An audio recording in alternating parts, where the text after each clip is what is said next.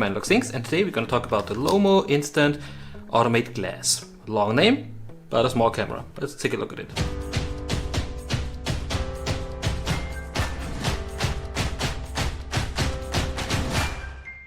Okay, so let's talk about that camera. Lomo was kind enough to lend it to me after a few of you were writing me on the Lomo Instant Square video that I should test out this camera. I have to be honest, I have two sides to view the camera, positive and negative. I think for the right people, it's again, like not every camera fits every person, and this camera is great, but it doesn't fit my style of shooting. So what was the problem I had with it? And then we're gonna jump into positive sides of the camera. But first off, the few details to the camera. It shoots on Instax mini film, Fuji Instax mini film. This little pack here, the cheapest instant film you can get at the market, but also the smallest one at the moment. It has a really good lens built in this camera, and it has the basic functions we know from all the other cameras that Lomo produces. So it has built-in flash, it has multi-exposure, over and underexpose, EV, and automatic or bulb mode. It also needs some batteries, that's for sure. In the back you get put in the film. The cool thing on the lid, there's the remote. And oh yeah, one cool thing, I found the remote for my Instax Square again. It was in the car under the seat. Here on a leash, so you don't lose it as easy. It has a timer and an instant shot. Easy as that. Open the camera. At the bottom of the lens you have this little wheel, and you just turn it here.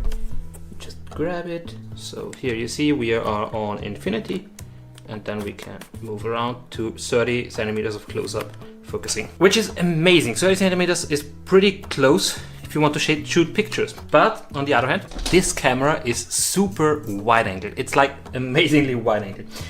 So that's 30 centimeters away of the subject, and you know this setup.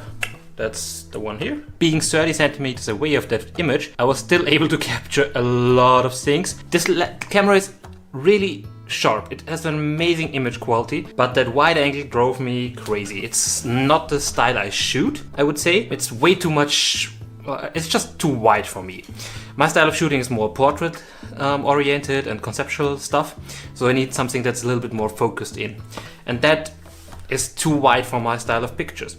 If you would be into street photography, maybe, and shooting stuff like this here, like, I mean, I like the camera for that street style images, it's amazing. But for that close-up portrait that I love to do, couldn't really find the use of the camera. But it is amazing to work on the streets outside. The lens is just a really good quality. That's incredibly sharp. Don't worry about that. It will always be like super sharp if you have to focus right. But on the other hand, getting close to 60 centimeters to your portrait model, like you're in their face just to shoot a picture of them, is not the best idea sometimes. You want to have a little bit of distance maybe to give them the freedom. A friend of mine, Jahan from Do You Develop, he's mostly shooting street and he's doing an amazing job. You should definitely check out his Instagram profile if you haven't. And I think for him this camera would be amazing, since he's just running around the streets, capturing moments and everything. Also, he's trying to capture a lot of the surroundings. I think for him this camera would be amazing. He's also really about quality. He shoots on Leica and stuff.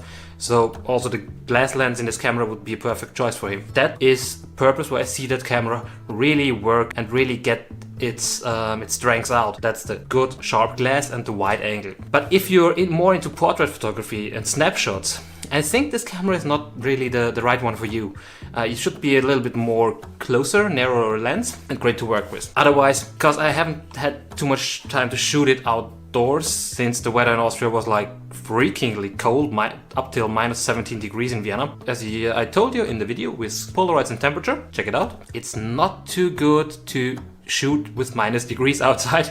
Even to keep that camera warm is hard at this temperature, because I can't even keep my body warm. Should we go through the basics of the camera? Lens up front, check it out, yeah. So we got the integrated flash up here. We're pushing down that button and then we can turn the lens all the way down till it locks in place, and now it's off. On this side, the film comes out, and that's something important to keep in mind when you're shooting this camera, where the film comes out, because I wasn't paying too much attention when thinking about it. Most of the pictures I shoot upside down. Maybe it wasn't on purpose to shoot them upside down, but I really well held the camera the wrong side. I was just like, I don't know. For me, it felt natural to hold the camera like, I didn't know at the beginning. I was like, okay, maybe I should shoot like this, but no, it's actually, you shoot like this, And then I was like, well, it's turned inside and then it's mirrored. So which way should I hold it? So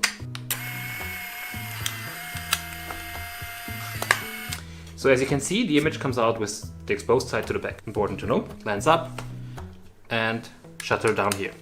Shutter is nice. The shutter is actually built here. It has a little bit more of a push than the Instant Square, which I prefer a lot. And it also has this little reflective side, so you can shoot a selfie of yourself in that thing. So on the other hand, it also has a tripod mount, which is really amazing if you want to shoot landscapes on really small format. Don't know how that works out, but like a tripod mount is always useful. In the back here, batteries, change the film. We have to open the latch back here and put in a new one. So on the side you see these little LEDs here, and these indicate how much frames you got left in the camera. Easy as that. Otherwise, I can't tell too much about the camera. So I hope you liked that camera. I can't tell you too much about it, unfortunately. So if you liked the video, thumbs up. If you don't like, thumbs down. If you have any more questions about the camera or anything, please drop a comment below. I will be happy to answer them. If you liked the video, thumbs up. If you didn't, thumbs down. If you want to see more content like this, subscribe to the channel, and I hope to see you next week. Bye!